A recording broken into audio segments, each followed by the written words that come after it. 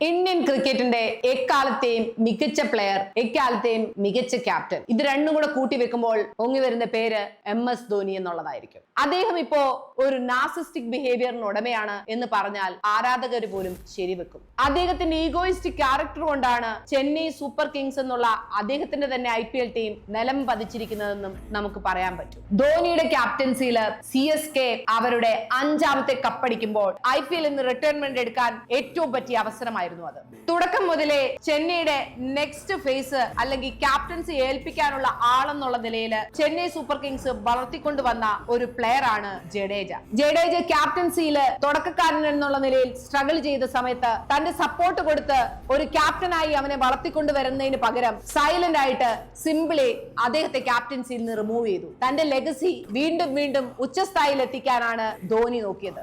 2023 കപ്പടിക്കുമ്പോൾ ധോനിക്ക് പിന്നെ മുന്നോട്ടൊന്നും നോക്കാനില്ലായിരുന്നു. 5 കപ്പടിച്ച ലെജൻഡറി ക്യാപ്റ്റന്മാരുടെ ലിസ്റ്റിൽ വന്നു. അതായത് രോഹിത്തിന് തുല്യം. ഒരു ഫെയറി ടെയിൽ എൻഡിങ്ങിന് ഇനി ഇതിൽ കൂടുതൽ എന്ത് വേണം? ഇവിടെ പ്രശ്നം അതല്ല.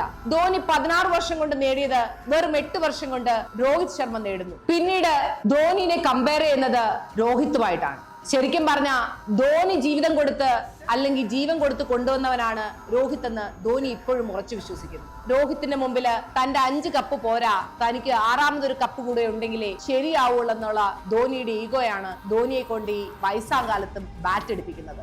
താൻ 6 കപ്പ് വിജയമുള്ള ക്യാപ്റ്റൻ എന്നതിനേക്കാൾ ഉപരി രോഹിത്തിനേക്കാൾ കൂടുതൽ കപ്പെടുത്ത ക്യാപ്റ്റൻ എന്നുള്ള പേരാണ് ധോനി ആഗ്രഹിക്കുന്നത്. ധോനിയുടെ ഈ കോമ്പറ്റീഷൻ വെറും IPL മാത്രം ഒതുങ്ങി നിൽക്കുന്നതല്ല. 2 back to back ICC trophy win ചെയ്ത് രോഹിത് ഇവിടെ നിൽക്കുമ്പോൾ 3 ട്രോഫി കൂടെ ഉണ്ടെങ്കിലും ഇനി ഒരു ട്രോഫിയും കൂടി രോഹിത് എടുത്താൽ തന്റെ കയ്യിൽ നിന്ന് ഇന്ത്യ കണ്ടതിൽ വെച്ച് ഏറ്റവും നല്ല ക്യാപ്റ്റൻ എന്നുള്ള പേര് നഷ്ടപ്പെടുമോ എന്നുള്ള പേടി ധോനിയെ വല്ലാതെ അലട്ടുന്നുണ്ട്.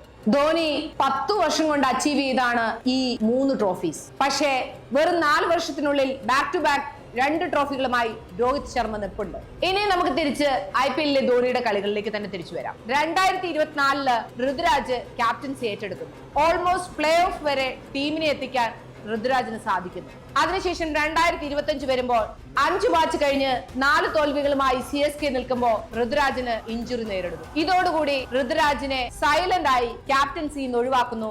ധോനി ക്യാപ്റ്റൻസിയിലേക്ക് വരുന്നു. ഇത് തന്നെയല്ലേ 2022 നടന്നത്? നമുക്ക് ഋതുരാജിനെ മാറ്റി നിർത്താം, ക്യാപ്റ്റൻസി മറ്റാർക്കെങ്കിലും കൊടുക്കാം. അത് ധോനി തന്നെ ആവണമെന്ന് എന്താണ് നിർബന്ധം?